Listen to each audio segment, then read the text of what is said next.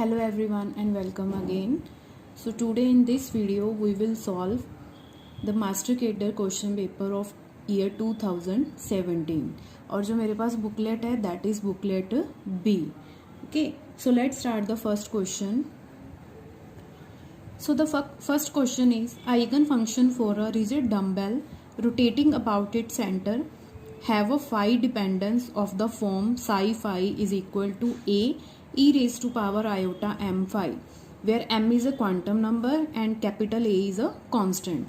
Which of the following values of A will properly normalize the eigen function? ठीक है, तो question में हमें मेंशन्ड है कि हमारे पास एक साई फंक्शन है जिसकी डिपेंडेंस है फाई पे और एम पे. M is a quantum number और हमें फाइंड करना है कि ये ए की किस वैल्यू के लिए फंक्शन क्या हो जाएगा, नॉर्मलाइज. मीन्स इस फंक्शन को हमें क्या करना है, नॉर्मलाइज करना है. After that normalisation we will find the value of A. So let's solve it. So according to the normalisation condition क्या होती है, that is minus infinity to infinity psi star x psi x integration on x is equal to 1. ठीक है, इसकी value क्या होनी चाहिए, इस इंटीग्रल की वैल्यू शुड क्या होनी चाहिए, 1 होनी चाहिए.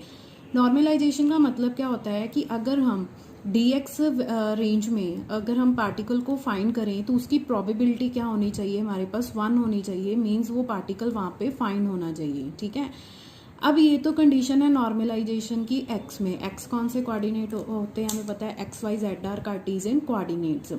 बट जो हमारा क्वेश्चन है, क्वेश्चन में दिया हुआ है साई फाई. फाई कौन सा कंपोनेंट होता है, दैट इज स्फेरिकल कोऑर्डिनेट. ठीक है, तो स्फेरिकल कोऑर्डिनेट कौन से होते हैं हमें पता है, spherical coordinates r theta and phi. ठीक है, तो अगर आर थीटा और फाई की टर्म में हमें नॉर्मलाइज करना हो किसी भी फंक्शन को, लाइक इन दिस क्वेश्चन, ठीक है, तो उसमें लिमिट्स क्या होती हैं. आर के लिए जो लिमिट होती है that is from 0 to infinity. Theta के लिए लिमिट हम कंसीडर करते हैं 0 टू पाई. और फाई की अगर डिपेंडेंस हो फंक्शन की तो फाई के लिए लिमिट्स होती हैं 0 टू 2 पाई. ठीक है, तो हमारे पास यहाँ पे जो फंक्शन है that is only dependent on phi. So we will use the limit 0 to 2 pi जब हम इस फंक्शन को क्या करेंगे, नॉर्मलाइज करेंगे. तो नॉर्मलाइजेशन कंडीशन इस फंक्शन के लिए क्या बन जाएगी, that is from 0 to 2 pi psi star phi psi phi. ठीक है, and with respect to d phi should be equal to 1.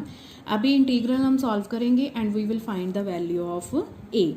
सो सबसे पहले हमें साई स्टार हमें पता है कि इसका साई स्टार किसका कॉम्प्लेक्स कॉन्जुगेट होता है, साई का.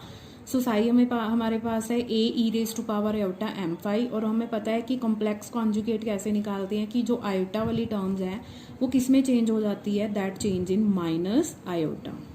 सो साई स्टार बन जाएगा, यहाँ पे ए स्टार हो जाएगा, a star e raise to power minus iota m phi. और साई फाई की वैल्यू क्या है, e raise to power iota m phi into ए.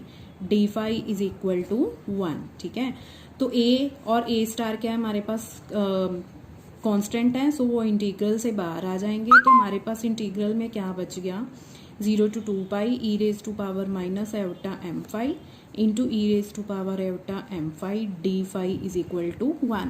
और अभी ये जो दोनों टर्म्स हैं ये क्या हो जाएंगी, कैंसिल, क्योंकि यहाँ पे माइनस का साइन है और यहाँ पे क्या है, प्लस का साइन. तो हमारे पास बच जाएगा a square. Now I am writing a star, a को ए स्क्वायर लिख रही हूँ. क्यों, क्योंकि ए हमारे पास क्या है, एक कॉन्स्टेंट है. तो कांस्टेंट का हम क्या कर सकते हैं, उसका कोई भी हमें पता नहीं वैल्यू आएगी एक, तो वैल्यू का अगर हम कॉम्प्लेक्स कॉन्जुगेट कर भी दें तो भी फिर वो क्या रहेगी, एक वैल्यू ही रहेगी. ठीक है, सो ये बन गया 0 to 2 pi d phi is equal to 1.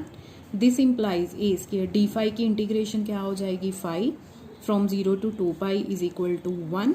So हमारे पास आ जाएगा a square into 2 pi equals to 1. So from here a square is equal to 1/2 pi and this implies a is equal to 1/√2 pi. So this is the value of normalization constant, that is a. तो अब हमारा total function क्या बन जाएगा, psi phi is equal to 1/2 pi e raise to power iota m phi. So this is the answer according to the question था हमारे पास.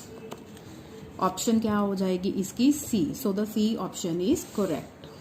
ठीक है, C is correct option. Is it clear?